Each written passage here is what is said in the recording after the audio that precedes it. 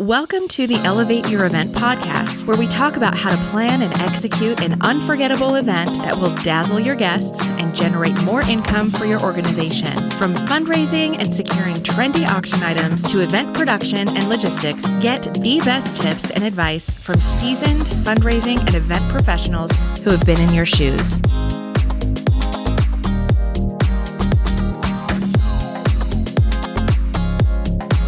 Welcome back to the Elevate Your Event podcast, where we talk about the variety of ways that you can make your next fundraising event better.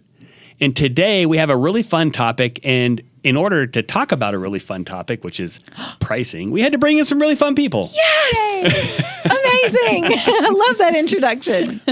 Back from a vacation overseas. Good Lord. Possibly still jet lagged, but decided to join us today is the ever popular Diana Duplanche. Hello. Thank you, Jeff. That was such a nice introduction. And I am jet lagged for sure.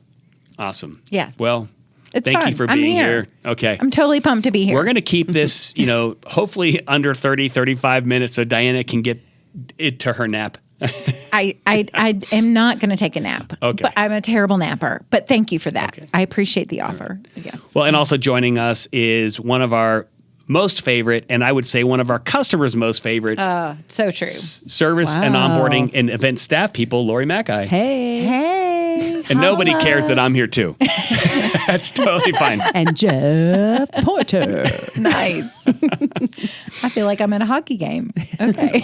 So I called this a fun topic because we spend a lot of time talking about this, especially with people who are inquiring of Handbid for sales. And so this isn't a Handbid sales call, by the way, but we now know, right? And I would say this has probably gotten more complicated over the last 2 years, right? There are so many options out there when you're looking at mobile bidding software, and you're probably saying to yourself, I don't know how to navigate that. What's the best software for me? Where do I even start looking? What should I be looking for? And it's interesting. It was kind of the same. I use this analogy a lot, so you guys are probably tired of it. But I was talking to our staff the other day. I said it kind of reminded me back in the day when I actually did try to take care of my own lawn. I do mow my lawn, but I am not a green thumb when it comes to turning grass green, especially in Colorado, which is not always easy. True. So I'd go into the Home Depot and I would stare at this entire aisle of fertilizer and I'd be like, I don't know. I don't know what 1052 means. I don't know what any of these things are. I don't know what phosphorus does. I don't know what iron does. Like, I don't know any of this stuff. And so you start looking at these things and you're like, what do I pick? And so when you don't understand, A, what you need, or B, how the things on the shelf or the options available solve those needs, you pick the cheapest one. Why not? Right? Or the one that looks the prettiest. Yeah. You're a package girl, huh? Oh, yeah. You should see me pick out a book. Okay. How about a bottle of wine? Bottle of I wine. cannot judge a book by its cover. I judge wine by its cover. You're like, it's all purple inside. I might as well just look at the label. It's true.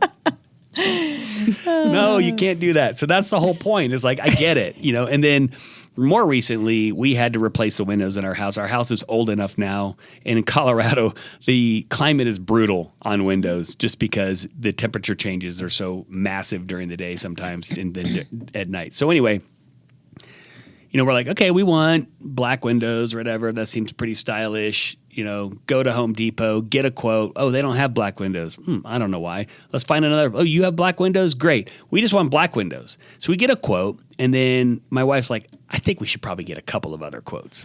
I'm like, yeah, you're probably right. We don't know anything about windows. Like, we know how they work, right? But we don't exactly know why there's different types and why are some of our quotes $20,000 and some of our quotes $80,000 for all the windows in our house. That seems outrageous, right? You just did this too. I just did it too. I know. Oh, that's So right. Yep. I know they're like mobile bidding software and you're talking about Windows. Yes, we're going to talk about Windows for one second. Actually, they're pronounced Windows. Windows. I can't believe we brought this back around. Sorry. Okay. It's all right, For Jeff. all of you folks from the Southeast, we're talking about Windows. Windows. Okay. Okay. So anyway, Carrie, who's very thorough, very analytical, she brings in a bunch of other quotes. And so she said to me, hey, can you just not go into work right away? Because these guys are coming to give us a quote. And I would want you here. I said, fine.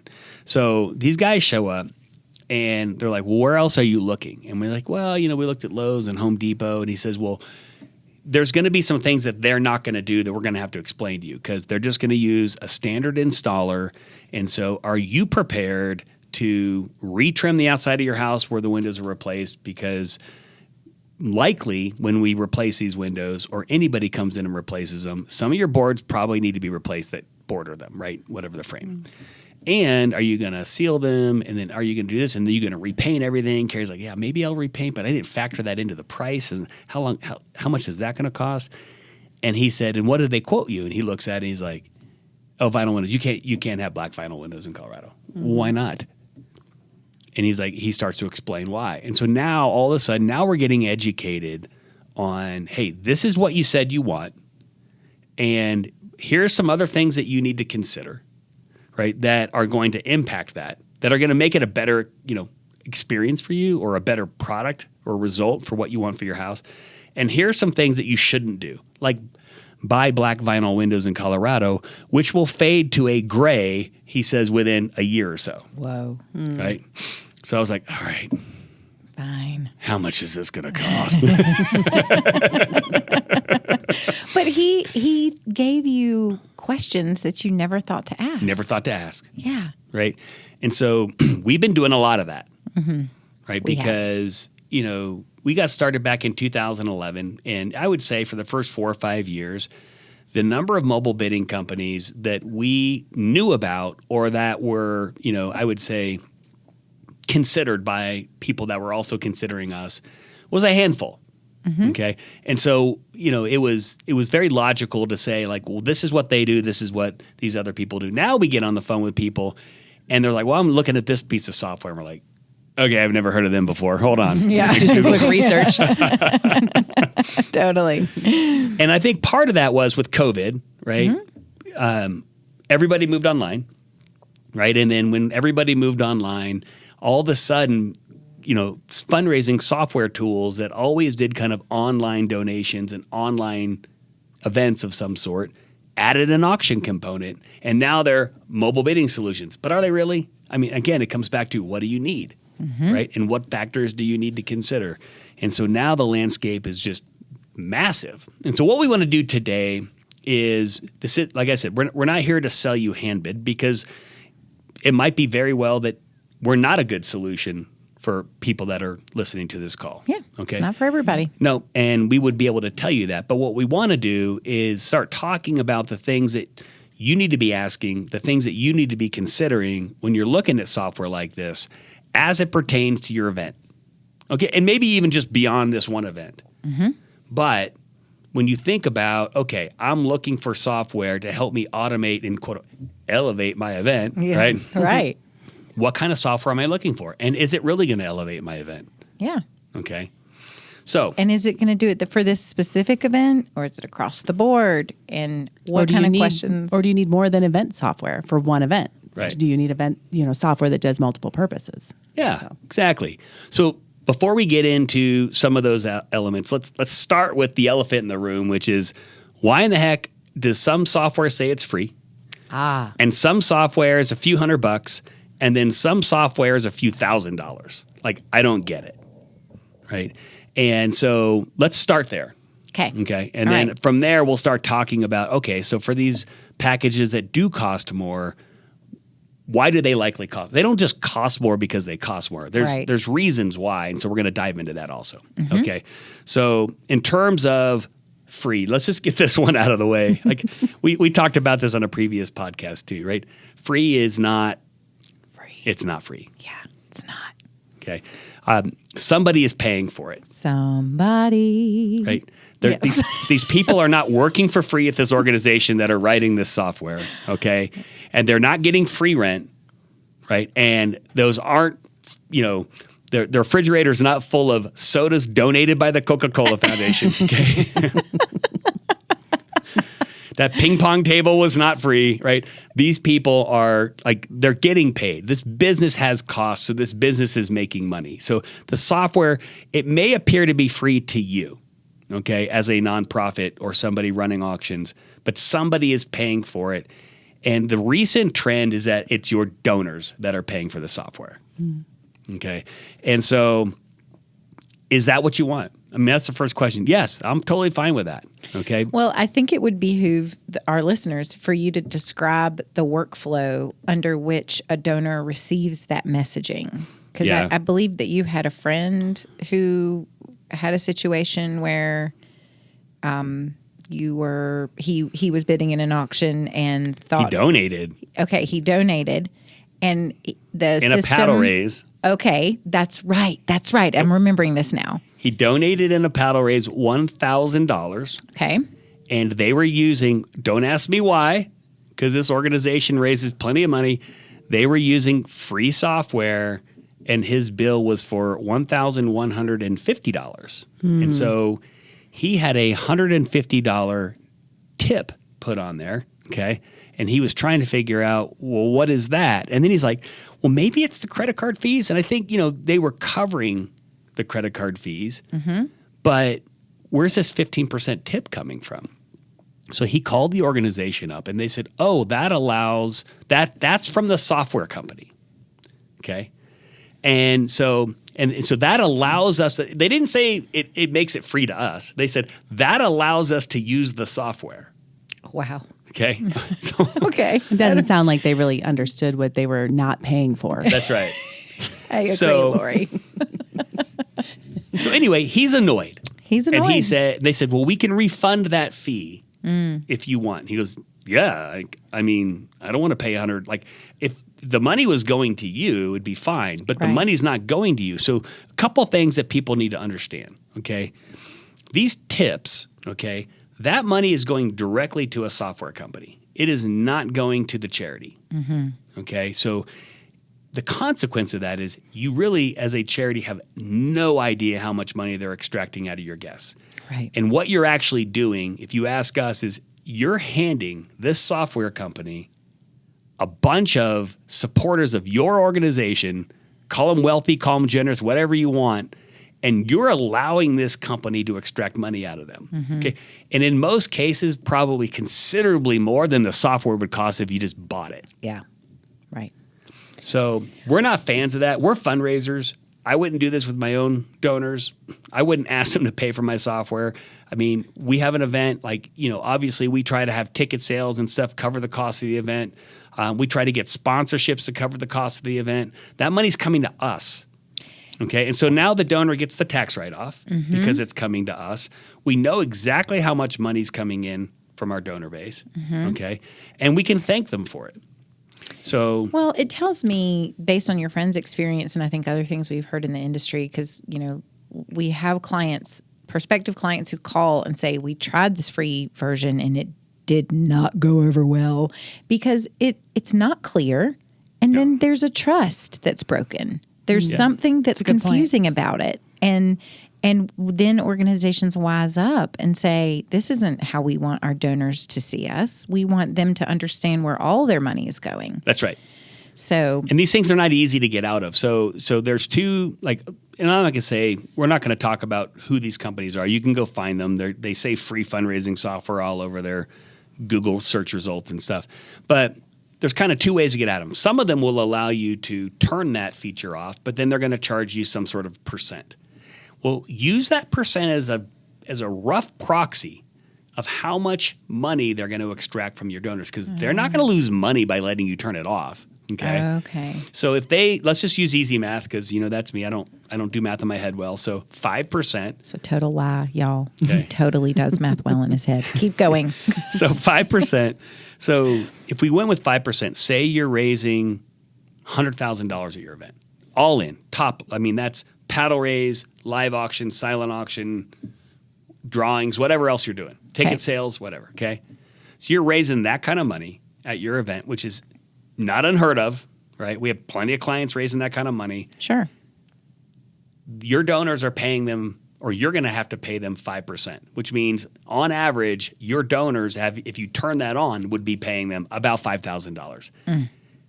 There isn't mobile bidding software out there, except for a few exceptions, that would cost you that much to just buy it, okay? Or ask for, and then get someone to be a tech sponsor. Yeah. Right. Sell a $2,500 tech sponsorship, or if you feel like you want that cost covered. If you leave it on, but you allow, and they'll say, oh, your donors can turn it, they could just opt out. Have you tried to opt out of these things? Oh. It's not easy. Like if you're talking about make it easy, that's the trend, right, for 2023, 2024, make it easy for your donors to donate. Well, now you've made it hard because we were playing with a couple of them. You go on to donate, it automatically throws in what it thinks you're going to, and one of them, it's 15%. The other one we tried was 12%. Wow. So when you clicked on the thing to change it, it was 15%, 12%, and 8% or whatever. I'm like, those are still pretty high. Like all of those numbers are high. And then there's an other. So you have to select other. And then in this other spot, now you have to type in the amount you want to tip. And so you have to type in 0. And people don't like typing in 0. It makes them feel cheap, I think. So they hate it. And so Well, and they also think that the $0 or the 0 is less of a donation to the organization. Yes. That's the impression I've seen where you see these options for a tip. They think they're tipping the organization. That's right. And they're not tipping the organization. So there's a little bit of a mind game happening there where the donors are like, oh, well, I want to help the organization. Here, I'll give them 2%. Right. Or 3%, but that's not going to the organization. That's going to the software company. Right. So it's a mind game for the donors. So And then they're really upset when they find out that money didn't They go. are annoyed. Yes.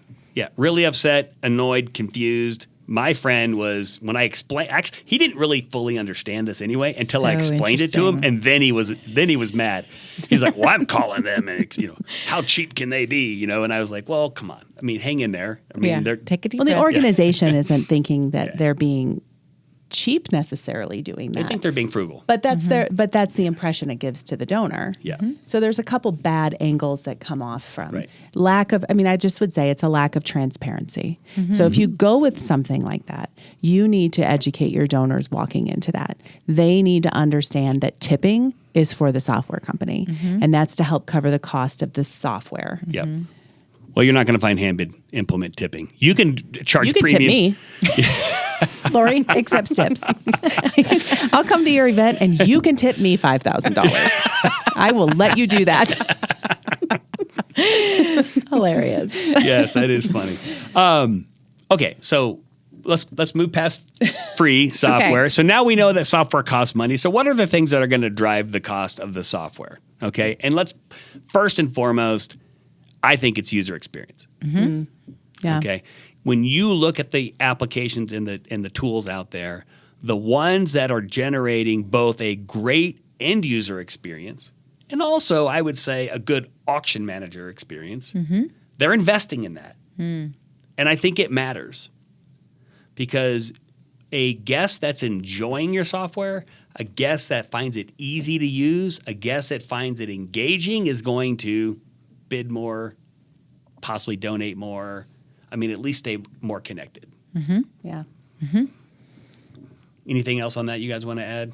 Well, when researching software, ask the representative to show you what the end user experience is. They should be able to easily show you what it looks like. If it's a mobile bidding software, they should be able to show you what it looks like on all different devices. If that's an option, can they show you what it looks like on a desktop? What does it look like on my phone? What if I download an app and do it from here? They need to see the end user experience. And how easy is it for an end user to get connected and in, right? Yeah. Well, I would say yes, 100%, Lori. I love that. And I think it's when I do demos for our clients, I try to make sure to cover the laptop, desktop, the phone on the mobile, the phone on the iPhone, or the app on the iPhone and the app on the iPad. And a lot of our prospective clients have a great concern about the age of their donor and how they're going to adopt to the new system. If they're moving from paper, how are they going to make their donors feel comfortable with this change? Or if they're just changing from one mobile bidding solution to another, how is that experience going to go with this older demographic? And when it's easy, when you click a link, and you get auto logged in, everyone is like, "Is that it?" You're just like, "Well, it should be." It should be, and that's the thing though. Like wherever we can, we like to look and see what other companies are doing with their software, obviously. And so one of the cases, they're like, oh, this company has this new app. How cool. We should download it. We have an app, right? So let's see how they did their app. We learned something. Well, I had to type in some code. I'm like, where the heck do I get this code? Like, it pops up and it's like a screen with a code. It says, enter your code. You're like, wait a minute. Where the heck Can do I get a little code? color around that? Right. Can we embellish? One of the other ones out there that created an app, we log into it and we have no idea where to go. Wow. And so we're like, where are the items? Like, I wanted to start bidding on stuff, right? And so we're just here to say, like, you also should try to play with these too. Yeah, take your time. Right.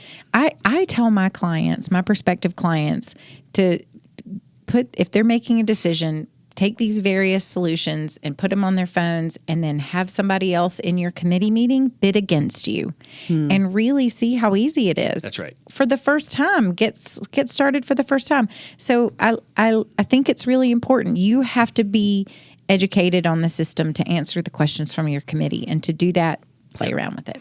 Yep. And user experience, it's an art and a science, okay? But you need to look and say, I found this to be a good user experience, and that means this company is investing in the end user experience. And what that means to me, my event, my guest satisfaction, my revenue, all of the above. What would you say if the user experience looked like an old video game, Jeff?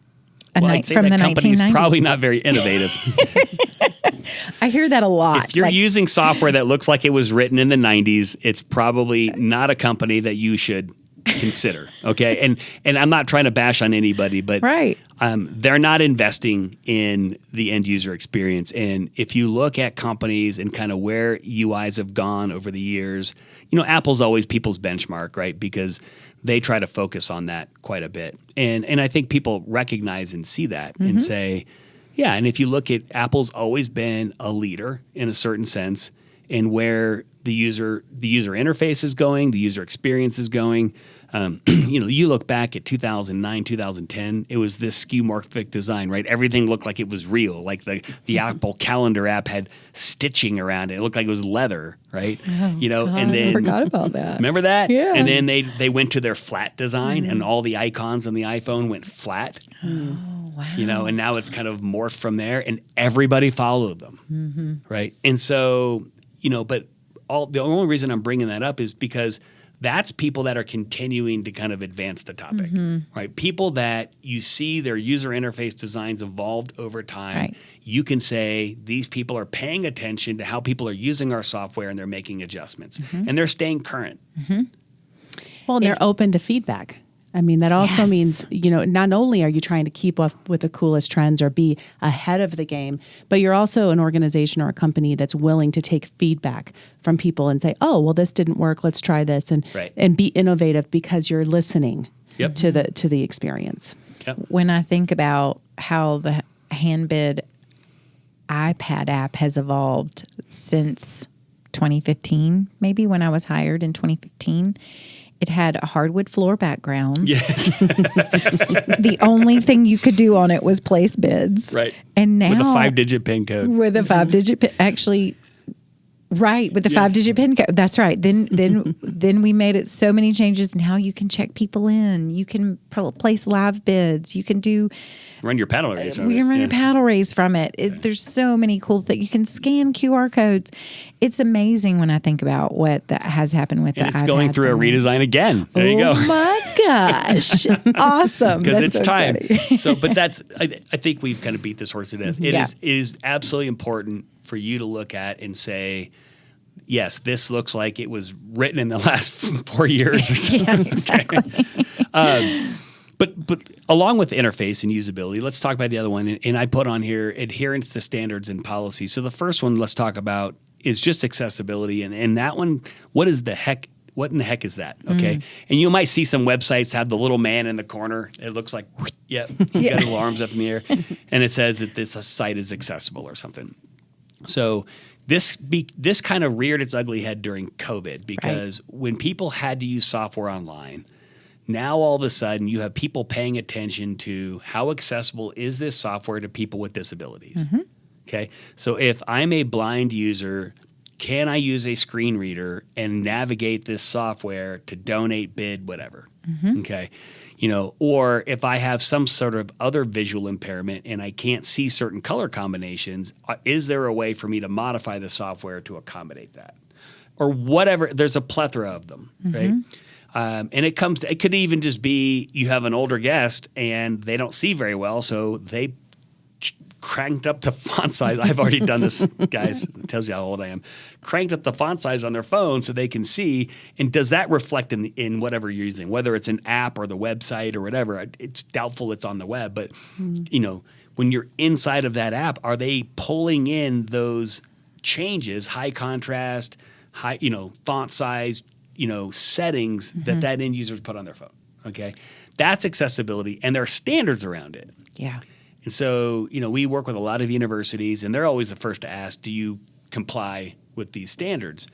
And So that's a requirement for them. it's a requirement for them because they don't want to get sued. And look, the lawsuits started going up because you have people sitting around going, they're not compliant. They're legally required to be compliant. We're going to sue them, and you don't want that type of situation. So you need to look and say, the mobile bidding software I'm investing in, is it accessibility compliant? It's called WCAG, and you can ask them. I mean, so earlier in the show, we said, what questions should people be asking? That's one. How accessible is your software? Okay. We had a kid who was blind get up on stage. He was kind of the MC of this event. He got up on stage with a screen reader and the Handbid app and donated. Right. That's really cool. And that was fun to see. Yeah. Right. And he of course came off stage and goes, I got a couple of ideas for you on how to make this better. Send them my way. So cute. We'll dive into that. Yeah. But it's important, that you're able to do that. The other one I would say that's coming up is data privacy. So we hear about this all the time. Our sales reps are always like, okay, there's another state that has a data privacy law. Do we adhere to it or not? They're coming everywhere. Virginia has one now. Obviously, California's is been around for a few years. The country of Canada has a big data privacy thing. In Europe, it's GDPR. And they all have certain requirements. And in most cases, they come around, how are you protecting end users' data? And can that end user manipulate their own data all the way up to even being able to remove their own account? Yes, and we support all of that. But it's important as a charity when you're evaluating these companies that you understand that. Why? Because you want your donors' data to be protected. Okay? And you also want to make sure that in terms of data privacy, that you're adhering to all of the laws that apply to you. Not all of them do. Okay, Right, and so of you course. need to also ask what laws apply to me, and an attorney can help you with that. But data privacy is another one. And then Diana's favorite, Oh, gosh. PCI. PCI. PCI compliance. The heck is that? Payment card industry. So a lot of mobile bidding solutions out there would tell you we're PCI compliant. And the reason they say that, what does that mean? That means that they have, according to them, met some standard that the payment card industry has put in place that indicates that they're credit card secure. Okay? Well, I don't know of any cloud-based software these days that's even storing credit card information. In most cases, what's happening is they've partnered with a payment provider, and they're using that payment provider's secure, whether it be APIs or forms or JavaScripts or whatever, to securely capture credit card data, never touching the mobile bidding company servers, going straight into the vault of this payment provider. And so that's how they're protecting card information. And that is 80% of it for sure, okay? But what's around that you have to be aware of is there's still some obligation for these mobile bidding companies to provide some amount of security compliance, okay?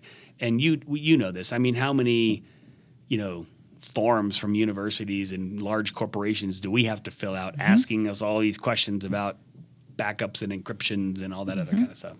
Yeah, and they want to know that it's tokenized. So on the side of the manager, when your internal staff is looking at a bidder profile, they're just seeing XXXX and then the last 4 digits. Right.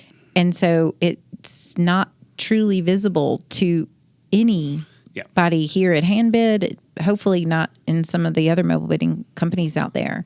But the tokenization is what they're looking for, correct? That's part of it. Yeah. So and that part I think is largely solved by using some of these third-party payment providers like a Stripe, or a PayPal or a Braintree, and there's other ones as well. So, but there's still things a mobile bidding company has to have in place. And it's always my favorite benchmark is I'll go create an account on one of their sites.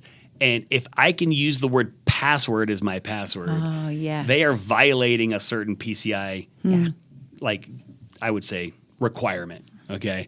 And I was like, are you just saying you're PCI compliant because you went and you just used Stripe to tokenize and vault all your cards? Fine. But you still have to do all these other things. And you have to have certain policies in place, and you have to update those policies every year. And there's just a variety of other things that happen. So if you're asking somebody, are you PCI compliant? There's a 99% chance they're going to tell you they are because they're in business, okay? But you are, as a charity, at risk as well if they're not complying to these things. You're at risk of a data breach. You're at risk of not being compliant, and your merchant account can get affected. So you need to maybe dig a little deeper, maybe ask them for their attestation of compliance. There you go. What is that? AOC. That they have to fill out a document and submit it. And so they have it. And you can ask for it as a prospect.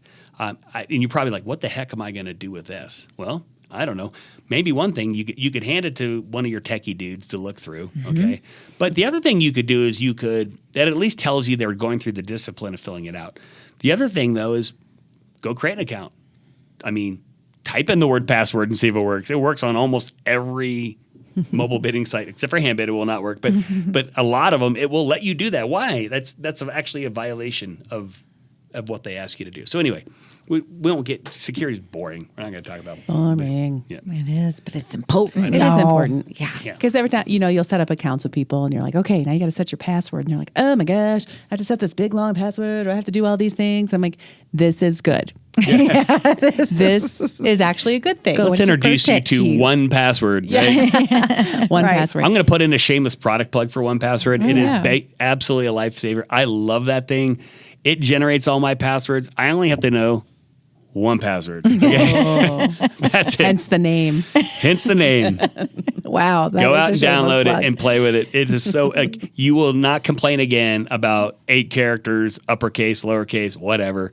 I laugh now because the other day I had to sign up with a new account, and this was it was some online tool or whatever.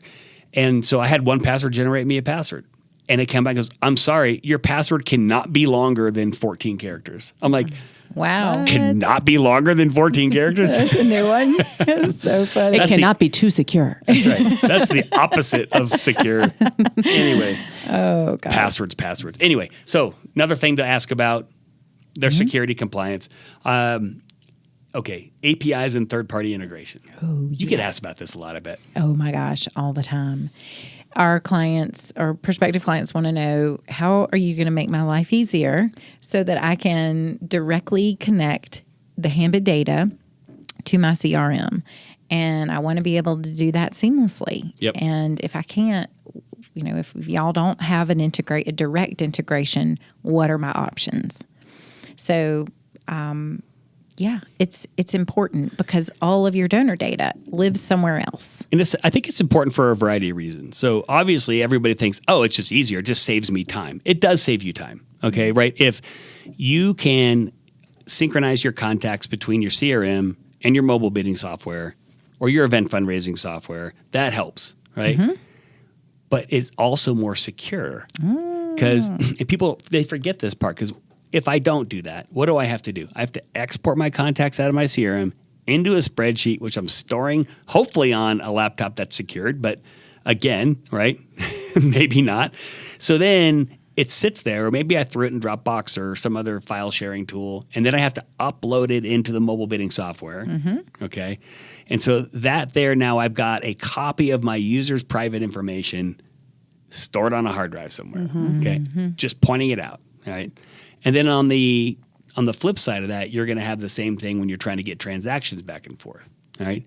And then the more steps you do in that, it's just prone to more error. Yeah. For whatever reason. Maybe you didn't import it right. Maybe you had the column switch. I don't know. But anyway, it saves you time. It is definitely more secure. And I think it would reduce errors. So that's one reason I think that that's important. But you have to look out there and say, okay, so if this software is, again, we'll skip the free ones, but this software is $200. Does it have an API? Can I auto load all my items into it? Can I synchronize this with my CRM? Can I synchronize my transactions? Can I get all my data out of this tool and into like QuickBooks? Those are the things you need to ask and say, because at some point, even if you're not ready for that today, in the future, you might be like, great, I'll just ditch that software. I'll move to the other one. Again, we should do a podcast on why you should, stick with certain mobile bidding companies versus switching them every year because your data is all over the place. But either way, I think it is important that you look and see what kind of capabilities do they have. And sometimes, like we have a Zapier plugin. You guys are familiar with Zapier?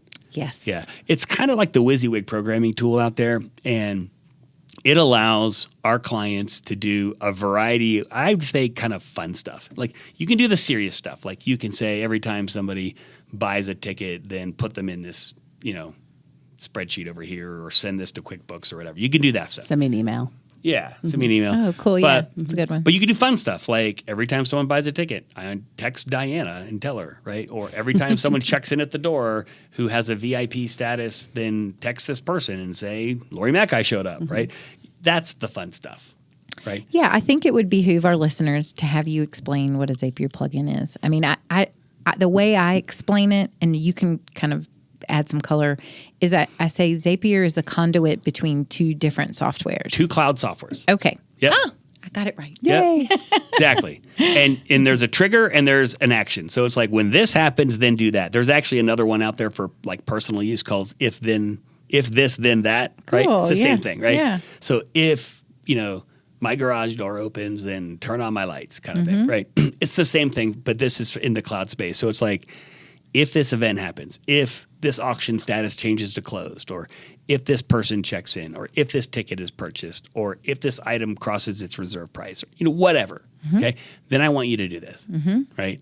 And we have a guy in Europe who's literally, he was playing sounds and trying to turn on light bulbs, okay? Oh my gosh, so fun. So it was hilarious. So it's just, sometimes it's real time and it works and it's cool. Sometimes it's not, but it was interesting to watch because he's like, yeah, I want this light to go on in our auction room when a bid comes in. So he got it working. I love that While idea. your room is strobing. It's like the Kmart blue light special. Yes, exactly. That's the fun stuff. But we did. Memories. We showed these guys how to do a thermometer in a PowerPoint slide. Cool. It was Google. It was actually Google Slides, not PowerPoint, but Nice. it was Google Slides, and they wanted it to dynamically update. And they're like, "But we want to show this slide. We're in a presentation. Like, because Handbid has a go out of it. dashboard. Yeah. right. They didn't want to go out of it, and so I said, "Oh, well, that wouldn't be hard. You're literally going to have it every time a purchase or a donation's made. You're going to have it add a row to a Google spreadsheet, and then the slides built off the Google spreadsheet, and it updates itself every 5 seconds." And he was blown away. We're like, "Watch this. This is cool." That's the fun stuff. Yeah. Right. Well, Anyway, I think it's good to ask those good questions, as the decision maker of your organization or somebody who's gathering the information for the decision maker of the organization. When you ask if your CRM integrates, ask how. yeah. Because we've had a lot of people come to us that said, oh, yeah, I was told that this integrates. And really what they meant was I was going to download a spreadsheet and upload a spreadsheet. So we're talking about a little bit more sophisticated integration. We are. Yes. We are. And a little more real Downloading and time. uploading. A little more real time, a little real more time. sophisticated. So that's a good point. The last thing I put on here is just the types of support they offer. Right. So when you're like, okay, so if I'm going to buy $200 software, I'm pretty certain they aren't going to offer you tons of support. And have they run a check-in at a real live event? Yeah. So what kind of did they support are they know? going to offer? Yeah. Email, chat, phone, what kind of expertise they have. And we're going to talk about that next. But, I would say you kind of have to get a sense of that. I mean, can they even staff your event? Look, we're not a staffing company, and we're not here to tell you that you need to hire our staff to come. But we have plenty of clients who need that level of service. they want an experienced event person showing up on site. And so you need to factor that in. Is that something you need? Well, if you're not sure if you need that, you have to ask yourself some questions. How comfortable are you running the event and using this software? And I don't care, like it doesn't have to be Handbid. Like the software you're looking at buying, how comfortable are you handling all the details of the software and then executing an event using it? And that's everything from ticketing, registration, check-in, running your paddle raise if you're doing that, you should be, running your live auction, doing a checkout, running invoices at the end of the night, everything, okay? And then knowing all the nuances of that, especially when, you're in the heat and stress of an event, right? So the other question to ask is, how willing are you to tolerate any issues? And I'm not saying necessarily software issues, but just any issues. This guest can't figure it out, or this volunteer left and now you don't have anybody in the bidding area, or, the power went out at check-in. We've seen that, right? I mean, you just name it, right? When these issues, how able are you to handle those, and then figure out, like, honestly, how much time do you have? Like, do you want to be spending time running check-in in the software, or do you want to be spending time with your donors? And I get it. Sometimes for budget reasons, you can't, spend time with your donors. But if you feel like you can, sometimes it's worth the investment. Yeah, we go to events, and that, again, it's not a Handbid plug. It's just to be clear on, I would say 80% of our clients use our software without us on site. Right. And then the other percentage have us come, and sometimes you need to make that decision for year one. And you get those experts to come in for year one, and you get it. You're like, okay, I see what they did with check-in. I see this process. And then really you can start to take the reins. Yep. So that would be, really that is our goal, is to kind of phase ourselves out of that job and to let the organizations do it on their own. Yeah. It should be that way. I feel like it's almost like this curve, right? So in the beginning, it's like we're there to help you kind of figure out how to do it. And then some of those charities over the years do it themselves, and then they evolve to the point where they're like, yeah, we're just going to enjoy the event. Can you guys come back and run it for us? This is true. That's funny. But it's something to consider. I mean, in terms of, these mobile bidding companies that do offer on-site staff are doing so for a reason. It's not just to extract more money out of you. It is because they feel like for a lot of their customers, they have something to offer at the event. Okay. Well, and leading up to the event, have you spoken to anybody about whether this software is set up to maximize what you need for your event before you even get to the event? And so do you have support leading up to that? Do you have the opportunity to meet with event experts and coaches and people that have that experience to be able to make sure that you have check-in set up the way that needs to be set up based on your event? Right. And really having a partner and somebody that comes alongside you. And then, boy, if that same person can actually show up at your event, that's pretty cool. So you have a really cool relationship and rapport with that person. Then you actually know who's coming to your event, right, as opposed to a mystery person who's never talked to you, doesn't really know you or what you're doing or your event. And when they arrive, you have to spend the first half an hour of their arrival explaining to them how your event works. And so maybe you can minimize that by having a partner leading up to your event. I think that's a good segue into the, because we were always asked, what other factors should they consider? Because we went through, let's just kind of quickly summarize and end on the last one. So what's the user experience look like, right? What policies do they adhere to, whether it be PCI compliance or accessibility or data privacy laws, right? What APIs and third-party integration capabilities does it have? What types of customer support do you get, right? And so now we're talking about what kind of expertise do they have in event fundraising? I think that's the most important one to end on, because it's the reason why some of these people offer staff and some don't. We wouldn't offer staff to a charity and send somebody who's never run an event before. What would be the point? Like, it's not worth it. If you just need a warm body, go find a warm body. You can call like a temp agency, right? And we know a lot of mobile bidding companies used to leverage temp agencies. Like, you don't need, this is not like security where you just need someone to stand here and check tickets at the door, right? These people need to have some expertise. And so the mobile bidding company that's supplying them should. And so I would always ask, how was this company formed? Where did they come from? Why did they write this software? Why are they in this space? And what kind of experience did they have, and what kind of experience do they have? So when someone in customer service is answering your question, do they know what you're talking about? Because a lot of the questions we get aren't, how do I add an item to Handbid? It's like, how do I do this on my guest list because I want to run check-in this way, right? And now you're having a conversation about the process around their event, not some technical feature, right? And you do a lot of coaching, so I'm sure you have something to add on this. But. Well, I mean, that's basically all I do is talk to people about their event and the software and how the software can best be utilized for their event. So whether it's, I want to run a wine wall, I want to do this crazy thing, how can I do that using this software? And being able to come alongside them and show them the best way, not a workaround, not this and that, but the best and most easiest way to run it. And then if it doesn't work, having the willingness to say, this isn't going to work. Right. This is kooky. Right. We do plenty of that. Oh, right? yeah. I mean, tons of I like that idea. It's really great. But we should probably not use the software for that. I mean, it's okay because we want our software to be a great experience. And we don't want it to be just this jimmy jangling of a bunch of ideas and trying to wrap it up. And we will tell you if it's not going to work for your idea.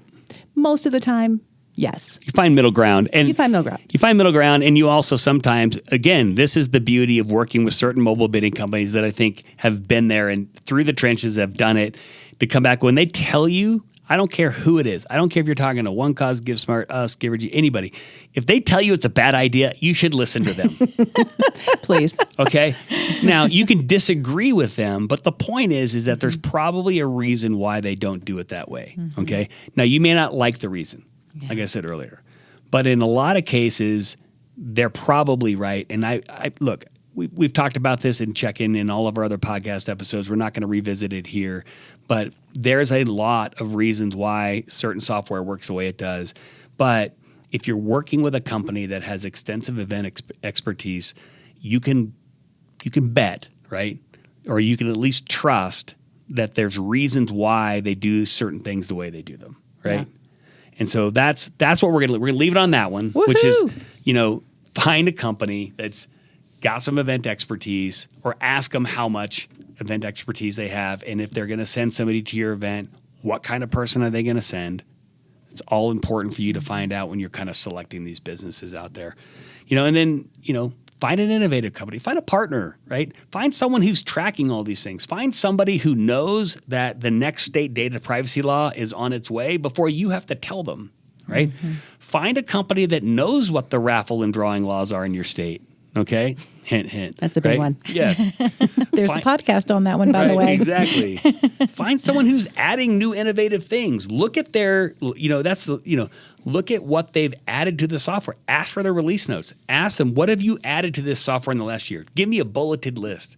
You probably drive their sales nuts. I would love to answer all those questions, by the way. But you should ask. Have you done anything to this thing? Right? I mean, so People anyway. ask. People ask that smart, educated, sophisticated buyers will ask those questions. Yeah. Yeah. It's funny, in the world of open source software, right? We're in Colorado. Yeah. Sorry. Open space. Yeah. So in the world of open source software, there's a lot out there. And so say you're looking for some sort of tool or utility, right? And you search it and you find it out on these public repositories. Like, there's 15 different utilities that I could plug into my app that do that. Okay. What do you think the first thing is we look for? When it was last updated. Oh, yeah. Oh my God, there's not been an update to that component since 2013. It's out. Mm-hmm. So it's a point you need to look at and say, are these companies improving and growing their software? So anyway, we're getting the signals. We're getting the signals that we've gone way too Producers long. calling us. Producer. I think there's some people jumping up and down in the background. She's starting to yawn over here. I think I need a Diet Pepsi. I'm not going to lie. I'm going downhill. So we're going to end it there. Thank you, guys. We're going to wrap up this episode of Elevate Your Event. Thank you, Lori. Thank you for Diana for coming to this one. Thank you guys for listening to our whole conversation on mobile bidding software and why it's priced the way it is. Reach out to us. If you like this episode or any of our other podcast episodes, leave us a 5-star review. Share it. if you have a committee that's looking at different mobile bidding software, this is something that might be helpful to them. Let them listen to this. Okay? And ask us questions, y'all. We love your questions. Yeah. We love them. We appreciate them. And Diana accumulates all of them in her pink pen. I and do. We will bring them to the next podcast. All right. Sounds good. Thank you, guys. Until we meet again, happy fundraising.